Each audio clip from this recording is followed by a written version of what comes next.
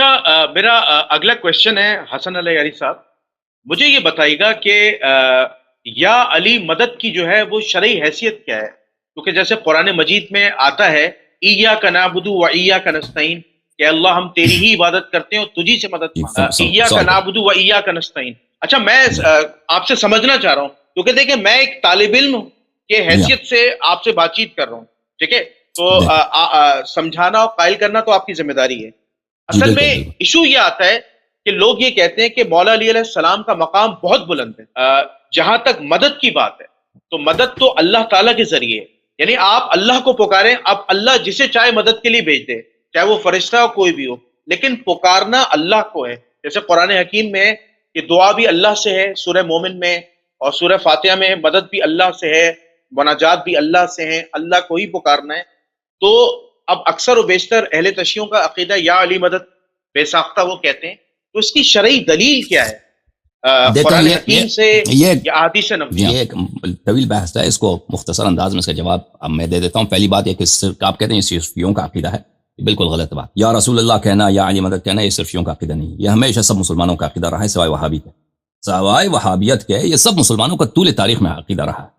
تو یہ کہنا کہ یہ صرف شیعوں کا ہے یہ ایک غلط بات۔ اصل جو ابن تیمیہ کا جب ظہور ہوا تھا اس نے جو کتابیں لکھی ہیں اس نے شیعوں کے خلاف بہت کم کتاب لکھی ہے، اس کی ساری جو کتابیں ہیں وہ اشاعرہ کے اور ماتریدیہ کے خلاف۔ پاکستان، ہندوستان، بنگلہ دیش، افغانستان، سینٹرل ایشیا میں جتنے مسلمان غیر شیعہ رہتے ہیں وہ سب ماتریدی ہیں، اور ماتریدی اور اشاعرہ میں فرق بڑا کم ہے۔ اسی طرح مصر میں، سوریہ میں، عراق، شام میں، ترکی میں، شمال افریقہ کے جتنے مسلمان ہیں وہ سب کے سب اشعری مذہب کے حامل ہیں۔ حنابلہ جہاں رہتے ہیں، اہل حدیث جہاں رہتے تھے وہ کہاں ہیں؟ کچھ شام میں رہتے تھے اور کچھ حجاز، نجد حجاز میں، بالخصوص نجد میں رہتے تھے یہ لوگ۔ اچھا ابن تیمیہ جب آیا تو ابن تیمیہ سے پہلے وہ حنابلہ بھی نہیں کہتے تھے، وہ بھی نہیں کہتے تھے کہ کسی کو پکارنا یہ شرک ہے، وہ نہیں کہتے تھے۔ سب مسلمانوں کا عقیدہ تھا کہ آپ نبی صلی اللہ علیہ وسلم اولیاء کو پکار سکتے۔ پہلی بات آپ اس بات کی تصحیح کیجئے کہ یہ شیعوں کا صرف شیعوں کا عقیدہ نہیں، یہ سب مسلمانوں کا ہمیشہ عقیدہ رہا ہے۔ بعد میں ایک شخص کا ظہور ہوا ہے، اس کا نام ابن تیمیہ کا جب ظہور ہوا ہے اس نے کچھ آیات کی ایسی تفسیر کی ہے کہ اللہ کے سوا کسی اور کو نہیں پکار سکتے، پکار لیا تو شرک ہے۔ حالانکہ آیات کا یہ مطلب نہیں، آیات کا مطلب وہ غلط ترجمہ کر رہا ہے، اس کا غلط مفہوم لے رہا ہے۔ آیات کا مطلب ہے کسی اور کی،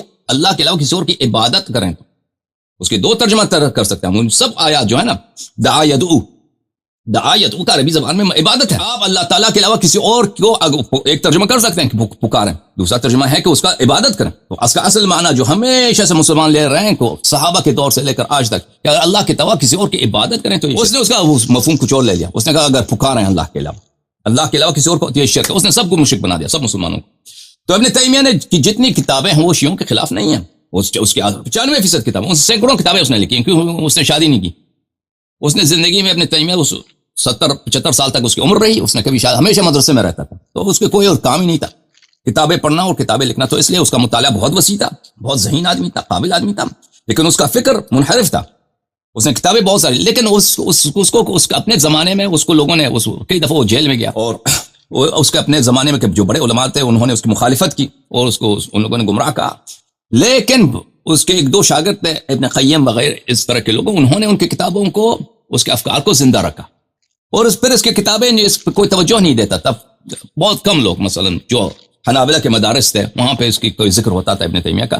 جب سعودی عرب میں نجد و حجاز میں اتحاد بن گئی، کس کی؟ سعودی خاندان کی، جو دیندار خاندان نہیں تھا، وہ ملک کے اور حکومت کے چکر میں تھے، اس کی فکر میں تھے، اور محمد ابن عبد الوہاب کے، جو بالکل وہ ایک ان پڑھ مولوی تھا محمد ابن عبد الوہاب۔ ابھی دیکھتا ہے وہابی جو ہیں بالکل وہ اس کی کتابوں کو نہیں چڑھتے، محمد ابن عبد الوہاب کی کتابوں کو وہ ذکر نہیں کرتے کیونکہ اس کی کتابیں بہت سطحی ہیں، اس کے پاس علم نہیں تھا، وہ نجد میں رہتا تھا، ایک مفتی تھا، مطالعہ اس کا کم تھا، لیکن وہ پیروکار تھا ابن تیمیہ کا۔ ان کا اتحاد ہو گیا آپس میں، تو انہیں وہاں اس زمانے میں جتنے قبائل رہتے تھے نجد میں، صحرا میں، بدو عرب، ان سب اہل بدو کو اس نے کیا مشرک قرار دے۔ تو یہ سعودیہ کے آل سعود کے لیے بہت بڑا اچھا موقع آیا کہ یہ لوگ سب مشرک ہیں، تو ان کے مال لوٹ لو، ان کے عورتوں کو اٹھا لو، ان کو دوبارہ توبہ کرا لو، مسلمان بن جاؤ۔ کیونکہ مثلا یہ کسی قبر میں جاتے تھے، وہاں پہ راز مثلا کوئی نظر وغیرہ کرتے تھے تو کہتے ہیں مشرک۔ تو اس طرح بہت سارے قبائل کو انہوں نے قتل کیا اور غارت کیا، اور پھر نجد میں ان کا حکومت بن گئی، پھر حجاز پہ قبضہ ہوا، پھر تیل کا انکشاف ہوا، تو پھر تیل کی بدولت وہابیت کے پاس پیسے آ گئے۔ تو اس وقت بھی وہابیت جو ہے اتنی زیادہ اس پہ یہ لوگ انویسٹ نہیں کرتے تھے، لیکن انقلاب ایران کے بعد ان کو شیعوں سے بڑا ڈر ہوا، انقلاب ایران کے بعد یعنی مختلف جو اسلامی ملک ہے اس میں سعودی عرب بھی، کہ یہاں پہ لوگ اگر انقلابی ایران کی وہ پیروی کر لیں تو پھر یہ ایک طرح سے یہ لہر مثلا مغرب کے خلاف مسلمان ایک قوت ہونے چاہیے اور مسلمانوں کو اسلام پہ عمل کرنی چاہیے، اسلامی حکومت ہونی چاہیے، اور مغرب کے جو 10 ساختہ حکومتیں ہیں ان کو گرانا چاہیے. اگر یہ فکر آ گئی تو ہماری حکومت بھی گر جائے گی. تو ان کو ایک اچھا بہانہ مل گیا کہ یہاں پہ اب اس کا شیعوں کو روکنے، ایرانی انقلاب کو روکنے کے لیے وہابیت، شیعہ کو ہر لحاظ سے ہم ان کے خلاف فائٹ کریں، ان کی اس کے لہر کو روک دیں تو وہابیت پہ انویسٹ کریں. تو انہوں نے وہابیت پہ بہت پیسہ ڈال دیا کروڑوں کے لحاظ سے. تو اسی طرح پاکستان میں بھی یعنی آج سے 40 سال پہلے اس کے پیسے آنے شروع ہو گئے وہابیت کے. تو وہاں پر یہ افکار پاکستان میں پھیلنا شروع ہوئے کہ آپ اللہ کے علاوہ کسی اور، پاکستان میں ہمیشہ وہاں پر صوفیوں کے مزاروں پہ جاتے ہیں لوگ، وہاں پہ توسل کرتے ہیں لوگ، صوفیوں سے مانگتے ہیں، اولیاء سے مانگتے ہیں. ٹھیک ہے نا. ہندوستان میں اس طرح ہمیشہ رہا. یہ صرف یہ کہنا کہ یہ شیعوں کا عقیدہ یہ غلط بات ہے، یہ ہمیں مسلمانوں کا ہمیشہ عقیدہ رہا. تو یہ صرف جو ہے یہ وہابیت کی جانب سے ہے. تو اس کے ایک پس منظر ہے. تو اس کو آپ لوگ پلیز یہ نہ کہیں کہ یہ علی مدد کہنا یا رسول اللہ کہنا یا اولیاء سے استمداد کرنا، مدد مانگنا، یہ صرف شیعوں کا خصیصہ ہے. شیعوں ہی منفرد ہیں اس بات پہ، نہیں، یہ سب مسلمانوں کا اجماع ہے. اس کو مشرک سمجھنے والے صرف وہابی ہیں. لیکن ابھی پاکستان میں جو کیونکہ وہابیت کے پاس پیسے بہت ہیں اور جس کے پاس پیسے ہوں مدارس وہی بنائیں گے، انہی کے کتب پڑھایا جائے گا. آپ کے جو مبلغ حضرات ہیں، آپ کے خطباء ہیں، وہ ایسی مدارس میں پڑھتے ہیں جہاں پہ ان افکار کو پڑھایا جاتا ہے پچھلے 40 سال سے. تو یہ فکر پھیل گئی ہے کہ بھئی یہ باطل ہے، حالانکہ یہ ہمیشہ مسلمانوں کا رویہ رہا. تو اب کہنے کا مقصد، اب آپ نے آیت کا ذکر کیا ایاک نعبد و ایاک نستعین، اسی آیت کے متعلق میں آپ کو توجہ دلاتا ہوں کہ آپ جائیے، میرا ایک تقریر ہے اسی یوٹیوب چینل میں ایاک نعبد و ایاک نستعین کے متعلق، بہت طویل تقریر ہے. اس میں یہ ترجمہ کرنا اس آیت کی کہ ہم صرف تیری عبادت کرتے ہیں اور صرف تجھ ہی سے مدد مانگتے ہیں. یہ ترجمہ یہ لفظ صرف اس آیت میں نہیں ہے، وہ لفظ ہی بھی اس آیت میں نہیں ہے. آیت یہ ہے کہ ہم تیری عبادت کرتے ہیں اور تجھ سے مدد مانگتے ہیں. یہ لفظ صرف اس میں نہیں ہے. اب یہ کہاں سے آ گیا، میں نے وہاں پہ بہت طویل سے بیان کیا اور آج تک ایک مولوی پیدا نہیں ہوا کہتے کہ بھئی آپ نے آیت کا جو ہمارا جو پرانا ترجمہ تھا وہی صحیح، آپ کا ترجمہ غلط ہے. ٹھیک ہے نا. غیر اللہ سے مدد مانگنا اس زندگی اسی پہ قائم ہے بھائی. غیر اللہ سے مدد مانگنا زندگی اسی پہ قائم ہے. آپ مدد مانگتے ہیں، صرف اللہ سے مدد مانگو.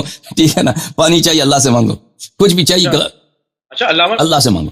تو دیکھیں اگر اس طرح ہوتا نا، اگر اس طرح بات ہوتی کہ غیر اللہ سے مدد مانگنا شرک ہوتا تو اس کی کوئی حدیث ہوتی، کوئی آیت ہوتی، کوئی صحابہ پوچھتے کہ بھئی ہم غیر اللہ سے مدد نہ مانگے تو کیا اموات سے، کیا اولیاء سے دنیا سے جانے کے بعد ان سے کوئی مدد طلب کر سکتا ہے؟ تو شیعہ حدیث میں یہ تو ہے عزیزو، شیعہ حدیث میں اس بات کی کہ امام حسین علیہ السلام کے مزار پہ جاؤ تو ان سے اپنی حاجت طلب کرو.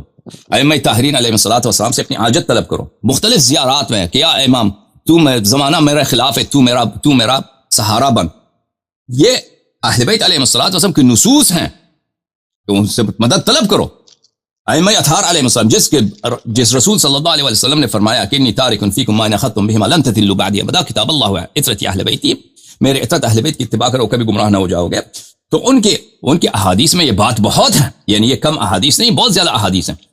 جی جناب حکم کریں. اچھا میں اس میں ایک چیز سمجھنا چاہ رہا تھا اپنے علم میں اضافے کے لیے کہ مجھے یہ بتائیں کہ اگر مجھے کوئی وہابی یا مجھے کوئی کافر جو ہے وہ اٹک جاتا ہے، جو کہ وہ بھی اسلام پہ بہت ریسرچ کرتے ہیں، چلیں وہ کہتے ہیں کہ بھائی قرآن مجید سے مجھے دکھاؤ کہ اللہ تعالیٰ نے کہیں یہ کسی آیت میں فرمایا ہو کہ اللہ کے علاوہ غیر اللہ سے مدد مانگنا جائز ہے، وہ آیت دکھا.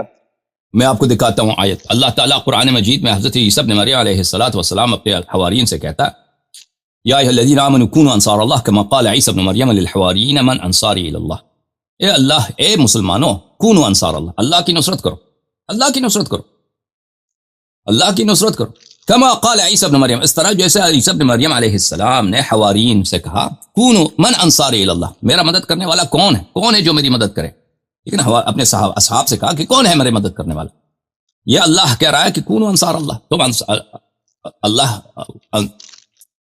کس کی مدد کرو؟ اللہ آپ کا بھلا کرے، اللہ کی مدد کرو. اور حوارین سے عیسیٰ ابن مریم علیہ السلام نے کہا کہ تم میری کون ہے تم میں سے جو میری مدد کرے. ٹھیک ہے نا. میں آپ کو ایک کتاب دکھاتا ہوں، سیوطی صاحب کی کتاب ہے انباء الاسقیاء بحیات الانبیاء. انباء الاسقیاء، آپ کے مائکروفون سے کٹ آ رہا ہے بھائی. اچھا، یہ کتاب ہے عزیز ملاحظہ فرمائے انباء الاسقیاء فی حیات الانبیاء علیہم الصلاۃ والسلام، تالیف لمؤلف الحافظ السیوطی فی مطبع مطلع انوار دکن، حیدرآباد دکن میں چھپی ہے، کوئی 100 سال پہلے اس طرح پرانی چاپ ہے. یہاں پر مؤلف فرماتے ہیں، قال المؤلف، مؤلف فرماتے ہیں وقع السؤال انه قد اشتهر ان النبي صلى الله عليه واله وسلم ما من احد يسلم، معاف کیجیے یہ صفحہ بدل گیا مجھ سے، اچھا یہ اشتہر، یہ مشہور ہو گیا کہ اشتہر، کہ مشہور ہو گیا کہ نبی صلی اللہ علیہ وآلہ وسلم حی فی قبرہ، اپنے قبر میں زندہ ہیں. وورد، اور خبر میں ہے، حدیث میں، انه صلی اللہ علیہ وآلہ وسلم قال ما من احد يسلم علی الا رد اللہ علی روحی حتی ارد علیہ السلام، اور جو بھی شخص مجھے سلام کرتا ہے تو اللہ تعالیٰ میری روح مجھ تک پلٹ دیتا ہے تو میں اس کو سلام کا جواب دیتا ہوں. اچھا، فظاہرہ ان مفارقۃ الروح له فی بعض الاوقات فکیف یجمع هو فکیف الجمع. تو ایک حدیث میں ہے کہ وہ اپنے قبر میں زندہ ہے، دوسری حدیث میں ہے کہ کیا، جب کوئی سلام کرتا ہے تو اللہ روح کو پلٹا دیتا ہے اور اس وقت وہ تاکہ وہ سلام کا جواب دے دے. تو اس حدیث میں ہے کہ وہ کبھی کبھار زندہ ہوتا ہے، ہمیشہ زندہ نہیں ہوتا. تو اس میں جمع کیا ہے، اس کیا کہیں گے؟ وہ سوال حسن، یہ اچھا سوال ہے، ہم اس کا جواب دیتے ہیں. پھر وہ فرماتے ہیں فاقول، سن لو، حیات النبی صلی اللہ علیہ وآلہ وسلم فی قبری، نبی کریم صلی اللہ علیہ وآلہ وسلم اپنے قبر میں زندہ ہیں. هو وسائر الانبیاء، وہ اور بقیہ انبیاء، معلومۃ عندنا علما قطعیا، یہ ہمیں معلوم ہے یقینی علم کے ساتھ، نہیں کہ کوئی شک ہے اس میں، کوئی ظنی خبر ہے، نہیں، یقینی ہے. لما قام عندنا من الادلة في ذلك، کیونکہ ہمارے پاس بات پہ بہت سارے براہین دلائل ہیں. وتواترت به الاخبار، اور اس پہ اخبار احادیث متواتر ہیں. وقد الف البیہقی جزءا فی حیات الانبیاء علیہم السلام فی قبورہم، اور بیہقی نے اس پہ مسئلے پہ کتاب لکھی ہے، وہ بیہقی کی کتاب بھی میرے پاس ہے. یہ کتاب اردو میں ترجمہ بھی ہو چکا ہے، اگر میں آپ کو دکھاؤں اس کا ترجمہ، اللہ آپ کا بھلا کرے، اس عنوان کے ساتھ کہ انبیاء علیہم الصلاۃ والسلام، یہ انبیاء زندہ ہیں، تالیف عبد الرحمن السیوطی. اس کو آپ ڈاؤن لوڈ کر سکتے ہیں، دار البیان میں ایک کتاب چھپی ہے، ڈیفنس کراچی میں، یہ اردو میں ترجمے کے ساتھ ہے، ٹھیک ہے نا. تو اس طرح نہ صرف انبیاء علیہم السلام زندہ ہیں، اولیاء بھی زندہ ہیں. اچھا، ایک مزید سوال کریں، بہت سارے لوگ منتظر ہیں، میرے بھائی جنید بھائی، بہت آپ کی بہت. میں تھوڑا سا اس میں تھوڑا سا کنفیوز ہو گیا ہوں. آپ نے جو سورہ مریم کا حوالہ دیا تھا ان کے حواریوں کا کہ وہ اللہ کی مدد کریں، تو وہ اس وقت زندہ تھے اور زندہ لوگوں سے مدد مانگی جا رہی تھی. اب اگر جیسے مولا علیہ السلام اس دنیا میں نہیں ہے، ٹھیک ہے نا، فزیکلی نہیں ہے، تو اب اگر کوئی یہ سوال اٹھائے کہ اگر ہم یا علی مدد کہتے ہیں تو کیا فزیکلی طور پر مولا علیہ السلام جو ہیں وہ مدد کے لیے آئیں گے؟ اس کی دلیل کیا ہے؟ کیونکہ یہاں پہ بھی کنفیوژن کریٹ ہوتی ہے. دیکھیں، پہلی بات ہے کہ یہ ہمیشہ سے مسلمانوں کا، میں نے کہا کہ اجماع رہا ہے کہ انبیاء علیہم الصلاۃ اولیاء سے مدد لیتے ہیں، ٹھیک ہے نا. اب سب یہ جو کوئی نبی آپ کی مدد کرتا ہے، نبی صلی اللہ علیہ وآلہ وسلم، مثلا حضرت عیسیٰ ابن مریم علیہ الصلاۃ والسلام، اگر وہ کسی مردے کو شفا دے دیتے، وہ جسمانی طاقت سے نہیں دیتے تھے، جسمانی طاقت سے نہیں، وہ روحانی طاقت سے دیتے تھے. حضرت عیسیٰ ابن مریم علیہ الصلاۃ والسلام اگر ایک مردے کو زندہ کرتے تھے، یا کسی اپاہج ہے وہ اس کو شفا دیتے تھے، وہ اپنی روحانی طاقت سے کرتے تھے. نبی کریم صلی اللہ علیہ وسلم، میں نے ابھی آپ کو حدیث دکھائی ہے کہ سیوطی صاحب نے کہا کیا کہ یہ یقینی ہے کہ نبی کریم صلی اللہ علیہ وسلم زندہ ہیں، اور باقی انبیاء بھی زندہ ہیں. قرآن مجید فرماتا ہے وَلَا تَقُولُ لِمَنْ يُقْتَلُ فِي سَبِيلِ اللَّهِ أَمْوَاتٌ بَلْ أَحْيَاءٌ عِنْدَ رَبِّهِمْ يُرْزَقُونَ. جو عام شہید ہے نا، جو عام شہید ہے، جو شہید ہو جاتا ہے، اس کو مردہ نہ کہو، وہ زندہ ہیں اللہ کے نزدیک، اور اللہ تعالیٰ ان کو رزق دے دیتا ہے، ٹھیک ہے نا. تو یہ اگر ہم کسی چیز، ملائکہ کو ہم نہیں دیکھتے، لیکن ہمارا عقیدہ ہے ملائکہ موکل ہیں بارش لانے کے لیے. اب مجھے نہیں معلوم کہ جماعت مخالفین کے پاس اس مسئلے پہ احادیث ہیں یا نہیں ہیں، ہمارے پاس تو بہت سارے احادیث ہیں. بارش آتی ہے تو ملائکہ لے کے آتے ہیں، حضرت میکائیل علیہ الصلوۃ والسلام رزق بانٹتے ہیں، تو ان کے بہت سارے افواج ہیں جو رزق، کافر مسلمان سب کو رزق پہنچا، ہم ان کو نہیں دیکھتے، ہماری آنکھ کو نظر نہیں آتا ہے، ٹھیک ہے نا، وہ رزق پہنچا دیتے ہیں. اب نبی کریم صلی اللہ علیہ وآلہ وسلم اس دنیا میں جب تک تھے، ان کے پاس بہت سارے معجزات تھے، بہت سارے، وہ چاہتے تو پتھر کو سونا بنا سکتے تھے. ہمارے پاس روایات ہیں کہ پتھر، نبی کریم صلی اللہ علیہ وآلہ وسلم بلکہ اہل بیت علیہ الصلوۃ والسلام نے، انہوں نے کنکریوں کو سونا بنا دیا، کسی کو دے دیا، یا پہاڑی سے انہوں نے دعا کی، پہاڑی پٹ گیا، پہاڑی میں سے بہت سارے قیمتیں اونٹیں نکل آئیں، تو جن لوگوں کو وعدہ کیا تو وہ عطا فرمایا. تو نبی کریم صلی اللہ علیہ وسلم سے یہ مقامات سلب نہیں ہوئے، ٹھیک ہے نا، یہ مقامات سلب نہیں ہوئے کہ وہ اب نہیں کر سکتے.